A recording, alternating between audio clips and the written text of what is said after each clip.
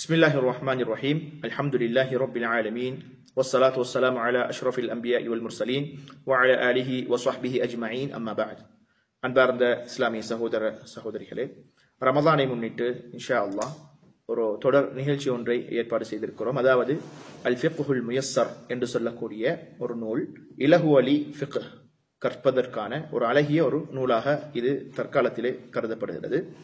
இது முஜம்மா மலிக் ஃபஹத், அதாவது குர்ஆன் பதிப்பகமாக இருக்கக்கூடிய சவுதி அரேபியாவில் இருக்கக்கூடிய அந்த மலிக் ஃபஹத் அவருடைய அந்த பதிப்பகம் மூலமாக இந்த நூல் வெளியிடப்பட்டிருக்கிறது.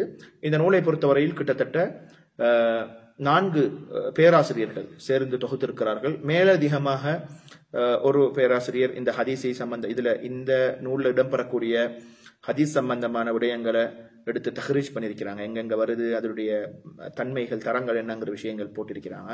அதே மாதிரி இந்த வார்த்தை பிரயோகங்கள் எளிய நடையில கோர்வை செய்து தொகுத்து தாரத்துக்குரிய மேலதிகமான 2 பேராசிரியர்கள் இதற்கான வேலை திட்டங்களை செய்து எங்களுக்கு ஒரு முழு அழகிய ஒரு இலகு அலி ஃபிக்ஹ் என்ற அடிப்படையிலே அரபியில் இந்த நூல் வெளியிடப்பட்டிருக்கிறது.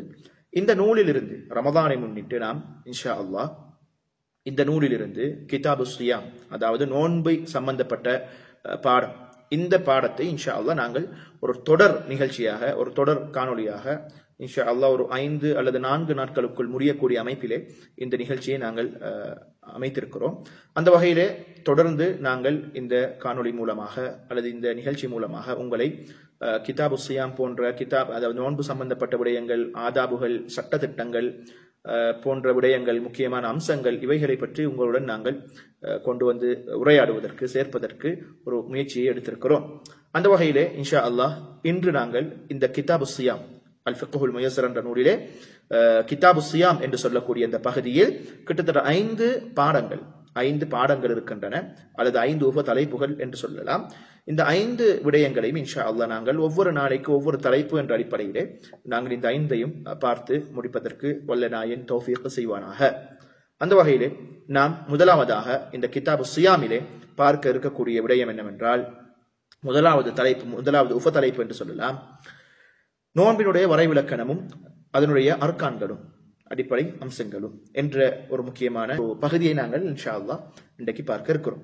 அதில் முதலாவது நோன்பினுடைய வரைவிலக்கணத்தை பொறுத்தவரையிலே மொழி ரீதியாக நோன்பு என்றால் அல் இம்சாக்கு அனிஷை, ஒரு விடயத்தை தவிர்த்து நடக்கிறது.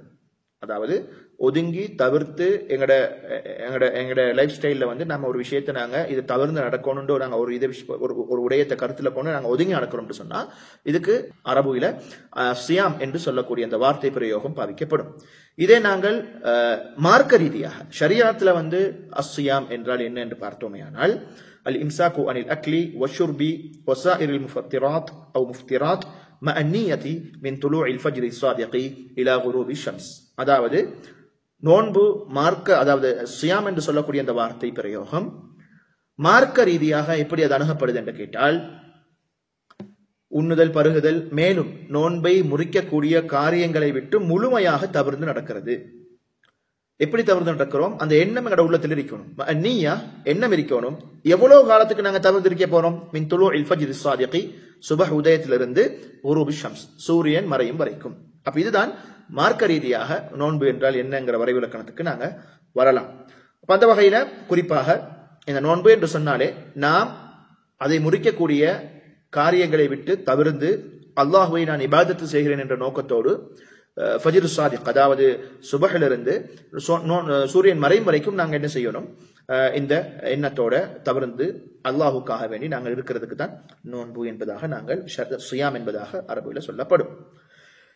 அதே மாதிரி இதன் அடிப்படை அம்சங்கள் என்று சொல்லும் பொழுது இந்த வரைவிலக்கணத்தை நாங்கள் கொஞ்சம் சிந்தித்தோமேயானால் 2 அடிப்படை அம்சங்களை நாங்கள் இங்க குறிப்பிட்டு சொல்லலாம். அதுல முதலாவது அல் இம்சாக்கு அனில் முஃப்திராத், நோன்பை முறிக்கக்கூடிய காரியங்களை விட்டும் நாங்கள் தவிர்த்திருக்கிறோம்.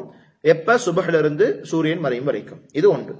2வது என்ன? அந்நியா, எண்ணம் எங்களுக்கு மிக முக்கியமானது.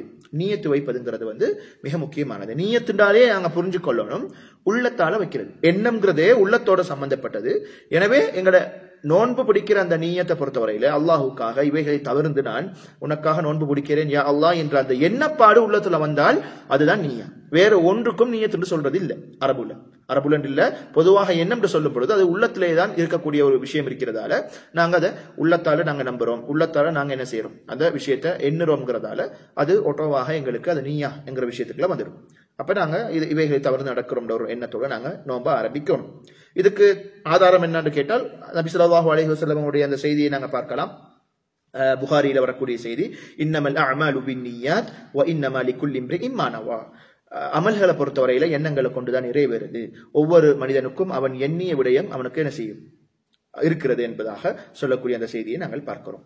இரண்டாவது கட்டம் என்னன்னு சொன்னா, ஹுக்மு ஸியாம் ரமதான், நோன்பு காலத்துல, ரமதானுடைய காலத்துல நோன்பு நோக்குறதுடைய சட்டம் என்ன? இது கட்டாயமாக எல்லாரும் தெரிஞ்ச ஒரு விஷயம் தான். நோன்பு ரமதானுடைய காலத்துல நாங்க நோன்பு வைக்கிறதுங்கிறது மிக முக்கியமானது, அடிப்படை விஷயம், மார்க்கத்தில் உள்ள அடிப்படை அம்சமாக கருதப்படுது. இது கட்டாயம்ங்கிறது நாங்க பல ஹதீஸரின் மூலமாக பார்க்கிறோம். அல்லாஹ் தஆலா வசனத்தை நாங்கள் பார்க்கலாம். பொதுவாக குர்ஆனிய வசனத்தை நாங்கள் ஆரம்பத்திலே பார்ப்போமேயானால், யா அய்யுஹல்லதீன ஆமனு குதிப அலைக்குமுஸ் ஸியாம், உங்களுக்கு நோன்பு கடமையாக்கப்பட்டிருக்கிறது, கமா குதிப அலல் லதீன மின் கப்லிக்கும் லஅல்லக்கும் தத்தகூன், எப்படி உங்களுக்கு முன்னால் உள்ள சமுதாயத்துக்கு கடமையாக்கப்பட்டதோ அதே மாதிரி உங்களுக்கும் கடமையாக்கப்பட்டுள்ளது. லஅல்லக்கும் தத்தகூன், நீங்கள் பாதுகாப்பாக இருப்பதற்காக, தவிர்த்து நடப்பதற்காக, அப்ப பாவங்களை விட்டு ஒதுங்கி நடப்பதற்காக எங்களுக்கு இந்த ஒரு விதியை அல்லாஹு தஆலா தந்திருக்கிறான். அதே போல அல்லாஹ் தஆலா மற்றும் ஒரு வசனத்தில் சொல்லக்கூடிய வசனங்களை நாங்க பார்க்கலாம். ஷஹ்ரு ரமதான் அல்லதி உன்ஸில ஃபீஹில் குர்ஆன் ஹுதல் லின்னாஸ் வ பையினாத்தின் மினல் ஹுதா வல் ஃபுர்கான்.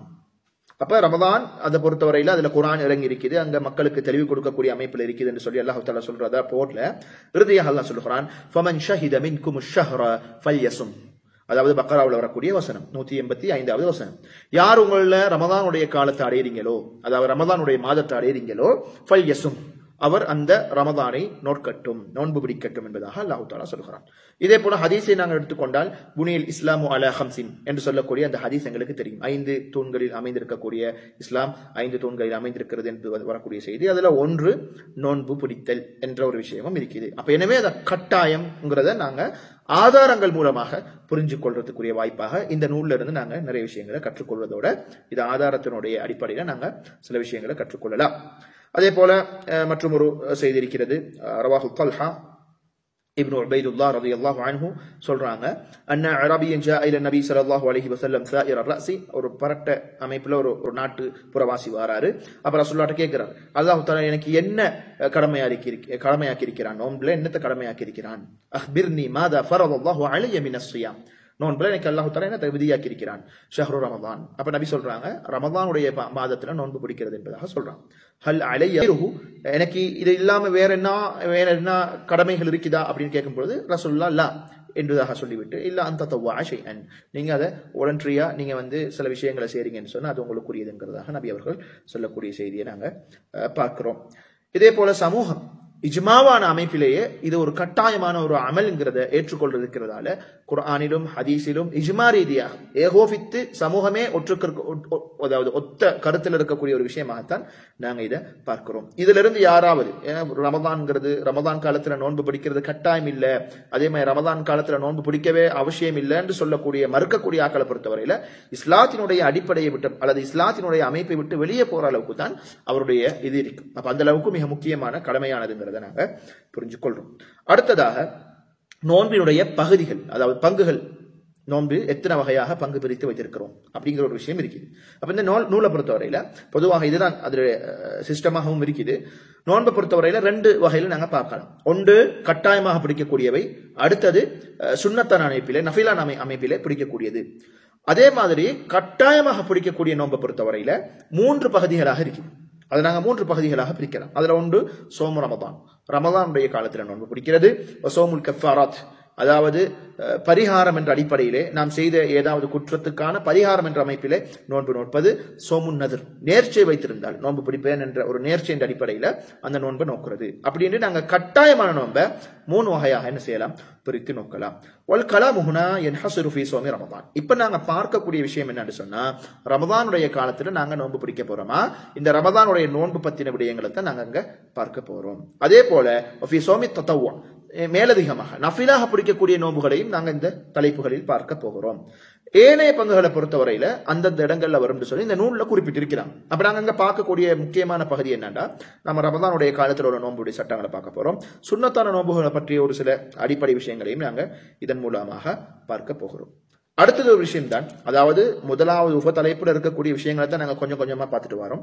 நான்காவதாக, அதாவது முதலாவது உபதலைப்புல நான்காவதாக கொண்டு வரக்கூடிய விஷயம் என்னவென்றால், நோன்பு காலத்துல நோன்பு மாதத்துல நாங்க பிடிக்கக்கூடிய இந்த நோன்பினுடைய சிறப்புகள் பத்தின ஒரு விஷயத்தை நாங்க பார்க்கிறோம். இதுல முதலாவது ஹதீஸ்ல வந்திருக்கக்கூடிய விஷயத்தை நாங்க பார்க்கிறோம். நபி ஹுரைரா ரலியல்லாஹு அன்ஹு அன் நபி ஸல்லல்லாஹு அலைஹி வஸல்லம் قال من قام ليلة القدر إيمانا واحتسابا غفر له ما تقدم من ذنبه. அதே இந்த ஹதீஸை பொறுத்தவரையில நாங்க பார்க்கலாம், யார் லைலா கத்ர், அதாவது ரமதான்ல இருக்கக்கூடிய ஒரு முக்கியமான ஒரு இரவு, அந்த இரவுல யார் நம்பிக்கையோட ரமதானுடைய அந்த ஃபர்தியத்தை கட்டாயமாக்கப்பட்டிருக்குதுங்கிறதோட கடமையாக்கப்பட்டிருக்குது இந்த ரமதான் அல்லாஹுடைய நம்பிக்கையோட நாங்க முழுமையாக ஈடுபட்டு வஹ்திசாபன் நன்மையையும் எதிர்பார்த்து நாங்க அந்த ரமதானை அந்த லைலத்துல் கத்ரை நாங்க உயிர்ப்பிப்போமையானால், எப்படி தொழுது உயிர்ப்பிப்போமையானால் குஃபிர லஹு மா தகத்தம மின் தம்பிஹி, முன் சென்ற பாவங்கள் அவருக்கு மன்னிக்கப்படுதுங்கிற ஒரு விஷயத்தை நாங்க பார்க்கிறோம். அதே போல ஏனைய ஹதீஸ்களை நாங்க பார்க்கலாம். الصلوات الخمس والجمعة إلى الجمعة ورمضان إلى رمضان مكفرات لما بينهن إذا اجتنبت الكبائر. அதாவது 5 நேர தொழுகை, அதே போல அடுத்த ஜும்மாவுக்கும் இடைப்பட்ட காலம், அதே ரமதானுக்கும் அடுத்த ரமதானுக்கும் இடைப்பட்ட காலத்தை பொறுத்தவரையில நாங்க தொடர்ந்து பிடிக்கக்கூடிய சந்தர்ப்பத்துல எங்களை பாவங்களுக்கான ஒரு பரிகாரமாக, எங்களை பாவங்களை சுத்திகரிக்கக்கூடிய அமைப்புல அது வருது. நாங்க பெரும் பாவங்களை தவிர்த்து நடக்கணுமான்னு சொல்லி இந்த ஹதீஸ்களை நாங்க பார்க்கிறோம். விஷயமாக நாங்க பார்க்கலாம். இந்த ரமதான் விதியாக்கினதனுடைய காரணம் அது, அல்லது ஒரு இதோட ஹிக்மத் என்ன, இதோட முக்கியமான அடிப்படை நோக்கம் என்ன, ஹிக்மத் என்னன்னு பார்த்தா, அதுல முதலாவது என்னன்னா தஸ்கியத்துன் நஃப்ஸ், உள தூய்மை.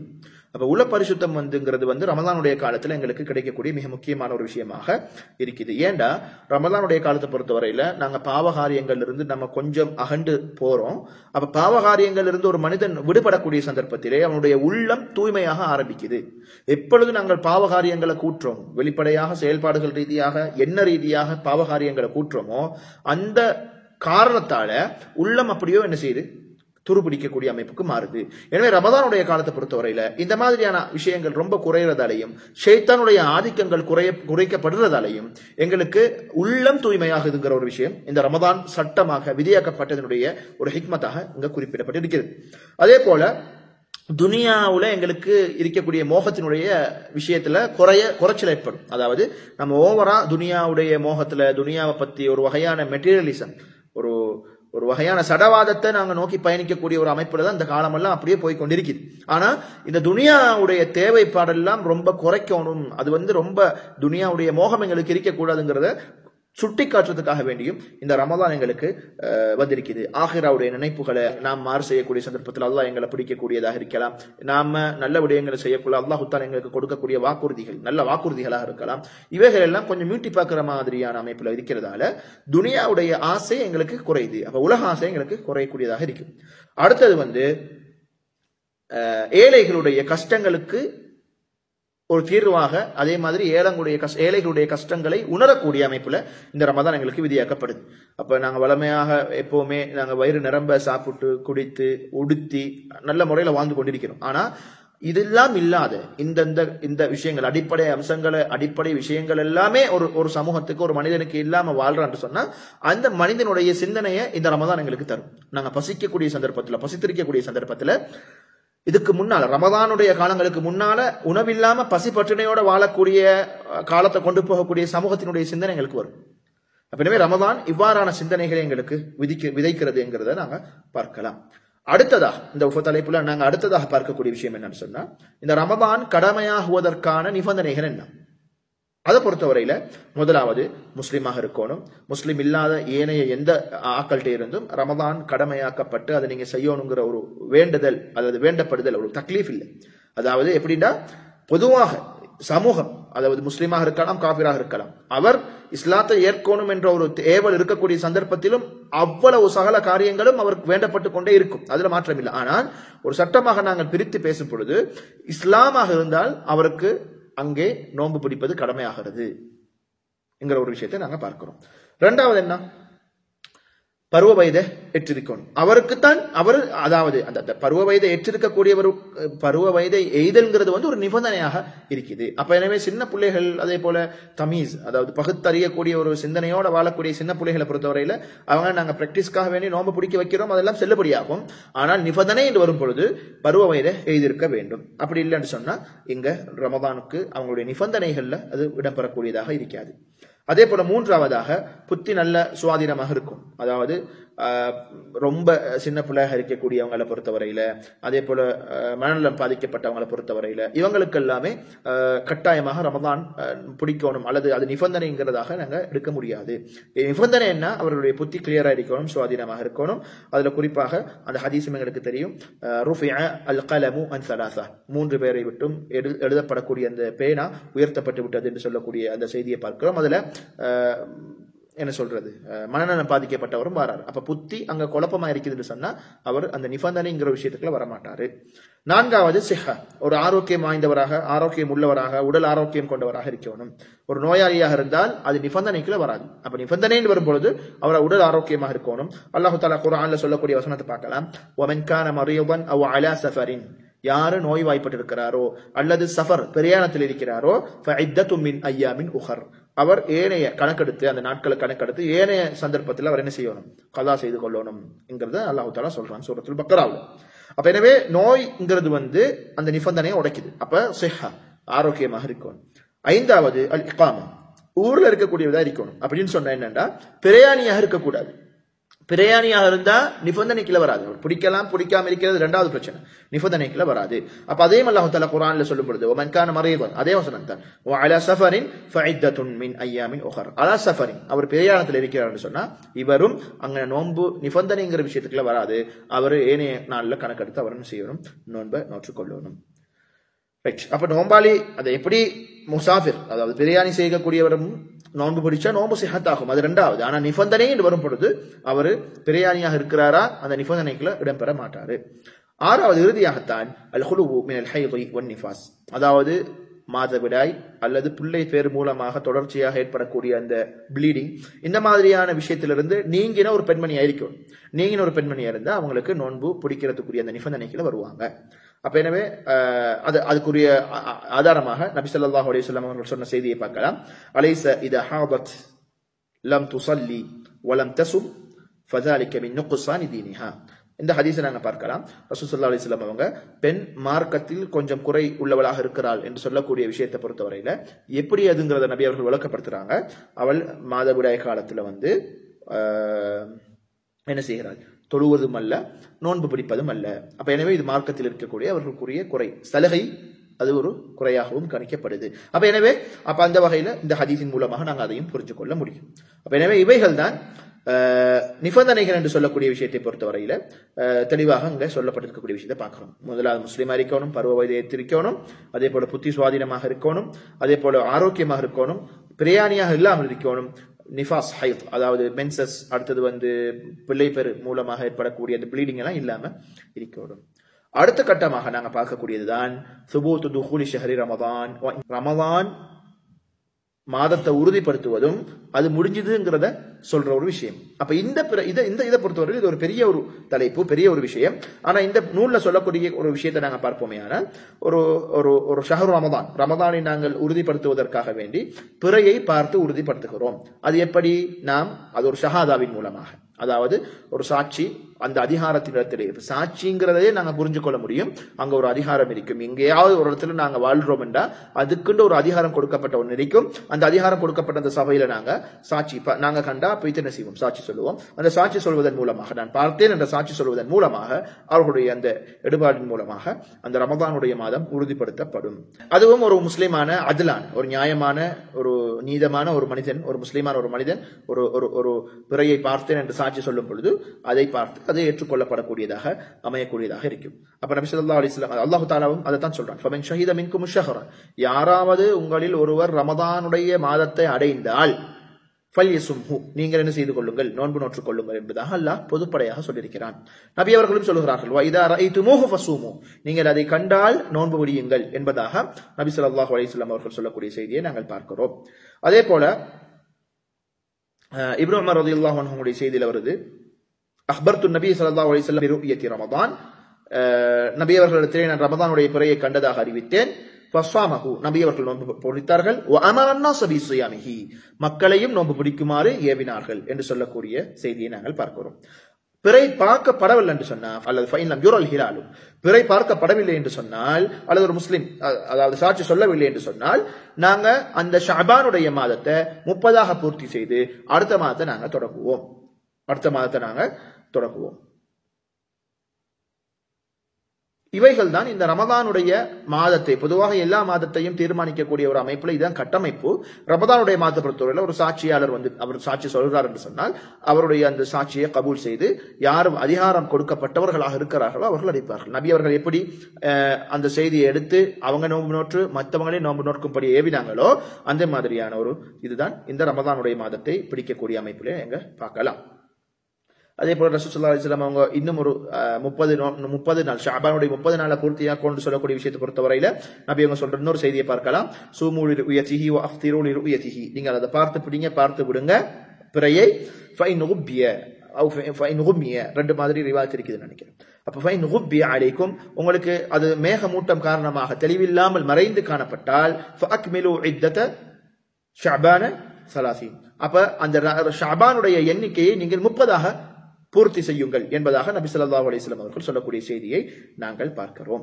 அதே போல ரமதானுடைய மாதம் முடிவடைகிறது, அதாவது சொல்ல போனால் நாங்க பெருநாளுடைய தினத்தை ஆரம்பிக்கிறதுக்குரிய நாள்.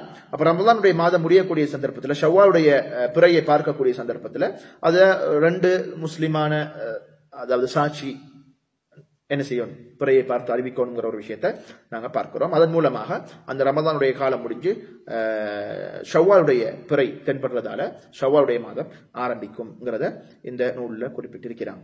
எக்ஸ்ட்ரா சில விஷயங்களை பார்ப்போமே. ஆனால் இந்த பிரச்சனை இது சாதாரணமாக இந்த நூல்ல விளங்கும்படியாக ஒரு புரிதலுக்காக வேண்டி சொல்லியிருக்கிறாங்க.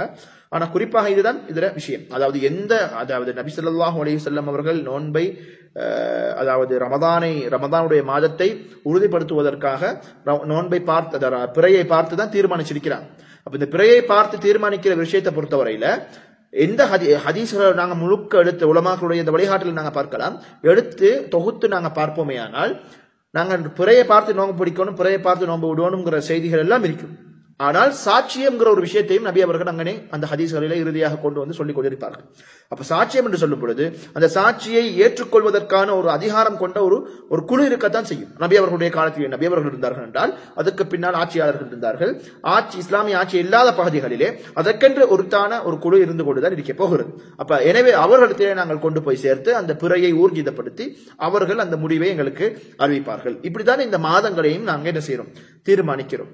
அப்ப எனவே இந்த தீர்மானத்தின் அடிப்படையில் தான் பெருநாளோ நோன்போ மாதமோ அந்த நாட்டில் எது நடைமுறையோ அதை கொண்டு நாங்க என்ன செய்யணும், நடைமுறைப்படுத்திட்டு போகணும். இதுல சர்வதேச பிறையோ அல்லது பகுதி பிறையோ அல்லது எஸ்ட்ரானமிக் கல்குலேஷன், அதாவது வானவியல் சார்ந்த அந்த விஞ்ஞானத்தை பயன்படுத்தி தீர்மானிக்கிற முறையோ இதுல குறிப்பிட்டு சொல்லல. ஆனால் சுருக்கம் என்னன்னா, பிறையை பார்த்து எடுக்கணும் பார்த்து விடணும் சொல்றாங்க. அப்ப பார்த்து எடுக்கணும் பார்த்து விடணும் ஹதீஸ புரியக்கூடிய அறிஞர்களிடத்துலதான் இது சர்வதேச பிறையா, எங்கு கண்டாலும் நாம் அந்த பிறையை நடைமுறைப்படுத்த வேண்டும் என்ற நோக்கம் இருக்கிறதா, அல்லது இல்ல ஒவ்வொரு பகுதிகளுக்கும் நாங்கள் பிரித்து அணுக வேண்டும் என்ற அமைப்புல பார்க்கப்படுதா இருக்குது. குறை என்று சொல்லக்கூடிய தாபிஉன்னு நினைக்கிறேன் அவருடைய செய்தி இருக்குது. அதற்கு முன்னால குர்ஆனிய வசனங்களை நபியர்களுடைய ஒரு சில பொதுவாக வந்திருக்கக்கூடிய செய்திகளை வைத்து எங்கு கண்டாலும் பிறை எடுக்க வேண்டும் என்ற நோக்கோடு புரிந்த உலமாக்களும் இருக்கிறார்கள். சுருக்கம் என்னன்னு சொன்னா, எந்த அறிஞர்களும் அதாவது சர்வதேச பிறை, அதாவது இஹ்திலாஃபுல் மத்தாலி என்று சொல்லுவார்கள், பிறை உதயமாகும் தளம் வேறுபடுதல்ங்கிறது எந்த அறிஞர்களும் மறுக்கிறது இல்லை. ஆனால் அந்த வேறுபடும் தளத்தை நாங்க கருத்துல எடுக்கிறதா இல்லையாங்கிறதுல பிரச்சனை இருக்குது. நாங்க கருத்திலேயே எடுக்க தேவை என்று சொன்னா சர்வதேச புற அறிஞர்களாக இருப்பாங்க. இல்ல கருத்துல எடுக்கணும், அந்த பகுதிகளை நாங்க அடையாளப்படுத்தி தான் நாங்க பிறையை எடுக்கணும் சொன்னா அது பகுதி பிறை அல்லது நாட்டு, அதாவது அந்த பிரதேச பிறை என்பதாக நாங்கள் சொல்லலாம். அப்ப இந்த மாதிரியான கருத்து வேறுபாடுகள் எல்லாமே குர்ஆனையும் ஹதீஸையும் ஆய்வு செய்யக்கூடிய அறிஞர்களிடத்துல தான் இருக்குது. அப்ப இவங்களுடைய கருத்து வேறுபாடாகத்தான் இருக்கிறதே தவிர்த்து நடைமுறை என்று வரும் பொழுது நான் எனது சொந்த கருத்தை நடைமுறை செய்வேன் என்ற நோக்கத்தோடு எந்த அறிஞர்களும் இதுவரை காலமும் தனிப்பட்டு ஒரு பெருநாளையோ ஒரு நோன்பையோ அல்லது மாதத்தையோ ஆரம்பித்ததாக எந்த சான்றும் இல்லை. அப்ப தமிழ் பேசக்கூடிய ஒரு சில பகுதிகளில், இலங்கை, தமிழ்நாடு போன்ற பகுதிகளில் இந்த பிரச்சனை இருந்தாலும் பொதுப்படையாக ஸலஃபு ஸாலிஹீன்களுடைய வழிமுறைகளை, நாங்கள் வழிகாட்டல்களை இந்த பிறையை தீர்மானிக்கும் விஷயத்தில் பார்த்தால் தனிப்பட்ட ரீதியில் கருத்து வேறுபாடுகள் இருந்துதான் இருக்கிறது. அதில் மாற்றமில்லை. இமாம் அபூ ஹனீஃபா ரஹ்மத்துல்லாஹி அலைஹி அவர்கள் பிறையை எங்கு கண்டாலும் எடுத்து நடைமுறைப்படுத்த வேண்டும் என்ற நோக்கோடு இருக்கிறவர். இமாம் ஷாஃபிஈ ரஹ்மத்துல்லாஹி அலைஹி போன்ற அறிஞர்கள் எல்லாமே இல்லை, பகுதி பிறை, அதாவது குறைவு என்று சொல்லக்கூடிய அந்த தாபியுடைய செய்தியை வைத்து அவர்கள் விளக்கப்படுத்துகிறார்கள். ஷாஃபிஈ மத்ஹபை சேர்ந்தவர்கள். எனவே பகுதி பிறை தான் சிறந்தது. எனவே பகுதி பிறையை தான் நடைமுறைப்படுத்துவது அவங்களுக்குரிய விருப்பமாக இருக்கும். ஆனால் நடைமுறைப்படுத்த வேண்டும், அது கட்டாயப்படுத்த வேண்டும், நான் அவ்வாறுதான் ஒவ்வொருவருக்கும் அதிலே இஜ்திஹாத் செய்யக்கூடிய அனுமதி இருக்குது என்று சொல்லி நடைமுறையில அவங்க தான் கருத்தை செய்ததாக எந்த சான்றும் இல்லை. அப்ப எனவே பிறை தீர்மானம்ங்கிறத பொறுத்தவரையில அது எஸ்ட்ரானமி கல்குலேஷனாக கூட இருந்தாலும் அதுக்கும் வாதங்கள் இருக்குது. ஷேக் அஹ்மத் ஷாக்கிர் என்று சொல்லக்கூடிய ஹதீஸ் கலையில மிக பிரசித்தி பெற்றவர் மரணித்து விட்டார்கள். அவர் சமகால அறிஞராக கருதப்படக்கூடியவர் தான். முஸ்தபா ஸர்கா என்று சொல்லக்கூடிய ஷேக் இருக்கிறார்கள். இவ்வாறு முக்கியமான சில அறிஞர்கள் கூட எஸ்ட்ரானமி கல்குலேஷனையும் அடிப்படையாக கொண்டு நாங்கள் கொண்டாட முடியும் என்ற ஒரு கருத்தை சொல்கிறார்களே தவிர்த்து நடைமுறைப்படுத்தும் பொழுது அந்த நாட்டுடன் அவர்கள் எந்த கட்டுப்பாட்டின் கீழ் இருக்கிறார்களோ அந்த கட்டுப்பாட்டுடன் தான் செயல்படுவார்கள். அப்ப உலகெங்கிலும் நாங்கள் பார்ப்போமே ஆனால் எங்கு எவ்வாறு அவருடைய உடன்படிக்கைகள் இருக்கின்றனவோ அல்லது அவருடைய குழு, அந்த பிறையை தீர்மானிக்கும் குழு இருக்குதோ அந்த அடிப்படையில் தான் அங்கே பிறை தீர்மானமும் மாத தீர்மானமும் அல்லது நோன்பு பெருநாள் போன்ற தீர்மானங்களும் எடுக்கப்படுகின்றன. நம்ம இலங்கையை பொறுத்தவரையில ஜமீயத்துல் உலமா அந்த பிறை தீர்மானங்கள் எப்படி எடுக்குது என்று சொன்னா, ஒரு பிறைய கண்ணால பார்த்துதான் ஊர்ஜிதப்படுத்துவோம் என்ற நிலைப்பாட்டில் இருக்கிறாங்க. அதே சந்தர்ப்பத்தில் ஒரு பிறை தென்படுது, ஆனா எஸ்ட்ரானமி கல்குலேஷன் அடிப்படையில் தென்படுவதற்கு வாய்ப்பு இல்லாத ஒரு சந்தர்ப்பத்தில் ஒரு சாட்சியம் தென்பட்டதாக வருகிறது என்று சொன்னால் அந்த சாட்சியத்தை ரிஜெக்ட் பண்ணுவாங்க. அப்ப ரிஜெக்ஷனுக்கு எஸ்ட்ரானமி கல்குலேஷன் எடுப்பாங்க. ஆனா இஸ்பாத், அந்த பிறையை உறுதிப்படுத்துவதற்கு கண்ணால பார்த்து வந்த சாட்சி அது உண்மையிலேயே பார்க்கக்கூடிய அமைப்பில் இருக்குது என்று சொல்லும் பொழுது அதை உறுதிப்படுத்தி கண்ணால பார்த்து மாதத்தை ஆரம்பிப்பாங்க. ஆனா ரிஜெக்ட் பண்ற விடயத்துல இரண்டாவது பகுதியில எஸ்ட்ரானமி கல்குலேஷனை பாவிக்கக்கூடிய அமைப்பில் தான் இருக்கிறாங்க. இந்த கருத்தை ஆதரிக்கக்கூடிய மிகப்பெரிய அறிஞர்கள் இருக்கிறார்கள். இமாம் சுயூத்தி என்று நினைக்கிறேன். அதை தாண்டி தற்காலத்தில் இருக்கக்கூடிய இப்னு உஸைமின் ரஹ்மத்துல்லாஹி அலைஹி அவர்கள் மரணித்து விட்டார்கள். தற்கால சமகால அறிஞர்கள் ஒருவர். இவர்களுடைய கருத்தும் கூட இந்த இரண்டாவது பகுதியை நாங்கள் நடைமுறைப்படுத்த முடியும் என்ற கருத்தில் இருக்கிறார்கள். அதே போல முழுமையாக நாங்கள் எஸ்ட்ரானமியை பாவிக்க வேண்டும் என்று சொல்லக்கூடிய அறிஞர்களும் இருக்கிறார்கள். இல்ல, பார்த்துதான் பிடிக்க வேண்டும், பார்த்துதான் விட வேண்டும். கண்ணால் பார்த்த சாட்சியம் வந்தால் எடுப்போம், கண்ணால் பார்த்த சாட்சியம் வந்தால் விடுவோம் என்ற நிலைப்பாட்டில் பெரும் தொகை அறிஞர்கள் இருக்கிறார்கள். இவர்களும் இந்த குறிப்பிட்ட ஒரு சில விஷயங்களை, அதாவது பிறை தீர்மானத்தை பொறுத்தவரையில இவ்வாறான நடைமுறைகளை வைத்திருக்கிறார்கள். எது எவ்வாறு இருந்தாலும் அந்த குழுவுடைய தீர்மானம் அனுமதிக்கப்பட்ட கருத்து வேறுபாடு என்ற அமைப்பிலே இருக்கக்கூடிய சந்தர்ப்பத்திலே எமது கருத்துக்கு உடன்பாடு இல்லை என்றாலும், உதாரணத்துக்கு எனக்கு சர்வதேச பிறைதான் ஆசை, ஆர்வம், எங்கு கண்டாலும் அந்த பிறையை நடைமுறைப்படுத்த வேண்டும் என்ற எண்ணம் இருந்தாலும் நான் இலங்கையில் வாழ்கிறேன் என்றால் இலங்கையுடைய அமைப்பு என்ன, இலங்கையுடைய அந்த குழுவினுடைய நடைமுறை என்னங்கிறதை நாங்கள் பார்த்து அதற்கேற்றால் போல் மாறி போவதுதான் பொருத்தம். என்றால் இது ராஜிஹ் மர்ஜூஹ் என்பதாக ஃபிக்ஹ் கலையிலே சொல்லுவார்கள். கருத்தில் ராஜிஹ் இருக்கும், மர்ஜூஹும் இருக்கும். அப்ப ஒருவருக்கு அது வலுவான கருத்தாக மற்றும் ஒருவருக்கு அது வலுவிழந்த ஒரு கருத்தாக இருக்கும். எனவே இதை அணுகும் பொழுது சமூகம் சார்ந்த ஒரு முக்கியமான ஒரு ஜமாஅத்தன் ஒரு அமலாக வரும் பொழுது குழப்பமோ சிக்கலையோ பிரச்சனைகளோ விளைவிக்காமல் நாம் அந்த சமூகத்தோடு சேர்ந்து போவதுதான் ஸலஃபு ஸாலிஹீன்களுடைய வழியாக இருக்கிறது. சர்வதேசத்தை ஆதரிக்கக்கூடிய பெரும் அறிஞர்களும் குறிப்பாக இமாம் அல்பானி ரஹ்மத்துல்லாஹி அலைஹி அவர்கள் கூட சர்வதேச பிறையை ஆதரிக்கக்கூடியவர். ஆனால் அவருடைய ஃபத்வா என்ன, அவருடைய ஃபத்வாக்கள் எல்லாமே அந்தந்த பகுதியோடு சேர்ந்து போக வேண்டும் என்ற நோக்கத்தோடு தான் இருக்கிறது. அதே போன்று ஒவ்வொருவருக்கும் தனிப்பட்ட கருத்து இருக்கும். தனிப்பட்ட ரீதியில் எனக்கு ஒரு எஸ்ட்ரானமி கல்குலேஷன் அடிப்படையில் பெருநாள்களை கொண்டாடணும், நோன்புகளை பிடிக்கணும், அதே மாதிரி மாதங்களை நாங்கள் ஆரம்பிக்கணும் சொல்லி தற்காலத்தில் துல்லியமாக அதாவது நடைமுறைப்படுத்தக்கூடிய விஞ்ஞான முறைகள் இருக்கலாம், அதே மாதிரி இருக்கக்கூடியவங்க இருக்கலாம். ஆனால் இங்க என்ன பிரச்சனை, அங்க நாங்க நாடோடு சேர்ந்து போகக்கூடியதாக இருக்கணும். அந்த நாடு எஸ்ட்ரானமியா இருக்குதா, அல்லது அந்த நாடு சர்வதேசத்தை ஆதரிக்கக்கூடியதாக இருக்குதா, அல்லது அந்த நாடு பகுதி பிறையை ஆதரிக்கக்கூடியதாக இருக்குதா, அந்த நாடோடு எங்களோட கருத்து வித்தியாசமாக இருந்தாலும் இணைஞ்சி போகணும். இதைத்தான் இமாம் திர்மிதி ரஹ்மத்துல்லாஹி அலைஹி அவர்கள் பதிவு செய்த ஹதீஸும் எங்களுக்கு சொல்கிறது. அந்த சமூகத்தோடு முஸ்லிம்களோடு நாங்கள் பெருநாளை கொண்டாட வேண்டும் என்ற அழகிய வழிகாட்டலை அந்த ஹதீஸின் மூலமாக நாங்கள் பார்க்கலாம். அடுத்த பகுதிதான் நியத்து வைக்கக்கூடிய விஷயம். அதாவது வக்து நிய்ய ஃபி ஸௌமி வ ஹுக்மிஹா. நாங்க எப்படி நியத்து வைக்கிறது நோம்புல. ஒரு நியத்து வைச்சா போதுமா அல்லது ஒவ்வொரு தடவையும் நியத்து வைக்கணுமாங்கிற ஒரு பிரச்சனையும் இருக்குது. இந்த நூலில் சொல்லப்பட்ட விஷயத்தை நாங்கள் பார்க்கலாம். எண்ணங்களை பொறுத்துதான் அமல்கள் நிறைவேறுதுங்கிற ஹதீஸ் அடிப்படையாக வச்சு ஒவ்வொரு லைல் அதாவது ஒவ்வொரு நோம்பிலும் ஒவ்வொரு நாளிலும் நாங்கள் நோம்புடைய நியத்தை இரவிலே வைத்துவிட வேண்டும். மற்றும் ஒரு ஹதீஸும் அங்கே குறிப்பிடப்பட்டிருக்கிறது. மன்லம் யுபையித்தி சுயாம கபில் ஃபஜ்ரி ஃபலா சுயாம லஹு. சுபஹுக்கு முன்னால் யார் நோம்பை இரவிலே நியத்து வைக்கவில்லையோ அவருக்கு நோம்பு கிடையாது என்று சொல்லக்கூடிய செய்தியும் இருக்குது. இமாம் மாலிக் ரஹ்மத்துல்லாஹி அலைஹி அவங்க போன்ற அறிஞர்கள் எல்லாமே ஆரம்பத்திலே வைத்து விட்டால் போதும், அந்த ரமதான் முழுக்க அது அது செட் ஆகிரும், ரமதான் முழுக்க அது செல்லுபடியாகும் அந்த நியத்து என்று சொல்லக்கூடிய கருத்தும் இருக்குது. அப்ப இவ்வாறான அரசியல் கருத்து வேறுபாடுகளும் இருக்கின்றன. எது எவ்வாறோ இந்த நூலில் சொல்லப்பட்ட விடயத்தை நாங்கள் பார்ப்போமே. ஆனால் ஒவ்வொரு நாளும் நாங்கள் ரமதானிலே நோன்பை பிடிக்கக்கூடிய சந்தர்ப்பத்திலே நியத்தை வைத்துவிட்டு நாங்கள் எங்களுடைய விடயங்களை ஆரம்பிக்க வேண்டும். அதே போல சுன்னத்தான நோன்புகளை பொறுத்தவரையிலே அது கட்டாயம் இரவில் வைக்க வேண்டுமா என்று கேட்டால் அதற்கு அவசியம் அல்ல என்ற நபி ஸல்லல்லாஹு அலைஹி வஸல்லம் உடைய செய்தி இருக்கிறது. ஆயிஷா ரலியல்லாஹு அன்ஹா அவர்கள் அறிவிக்கிறார்கள், ஒரு நாள் நபி அவர்கள் எங்களிடத்திலே வருகிறார்கள். எனக்கு சாப்பிடுறதுக்கு எதுவும் இருக்குதான்னு சொல்லி ரசூலுல்லாஹ் கேட்கிறாங்க. இல்ல என்று சொல்றாங்க ஆயிஷா நாயகி. அதுக்கு ரசூலுல்லாஹ் ஃபஇன்னி இதன் ஸாயிம், அப்ப நான் என்ன செய்யறேன், நோன்பு பிடிச்சு கொள்றேன்னு சொல்லி அவங்க நோன்பை பிடிச்சிட்டு போறாங்க. அப்ப இது ததவ்வுஆன நஃபிலான வணக்கங்கள்ல நோன்பு என்ன செய்யலாம், நியத்தை வச்சு நாங்க ஆரம்பிக்கலாம், உண்ணாம பருகாம இருந்தோம்னு சொன்னா அப்படிங்கிறத நாங்க பார்க்கலாம். அதைத்தான் ரமதானை பொறுத்தவரையில ஃபஜ்ருக்கு முன்னால நாங்க இரவுல நியத்தை வைக்கணுங்கிறதாக இங்க சொல்லப்படுது.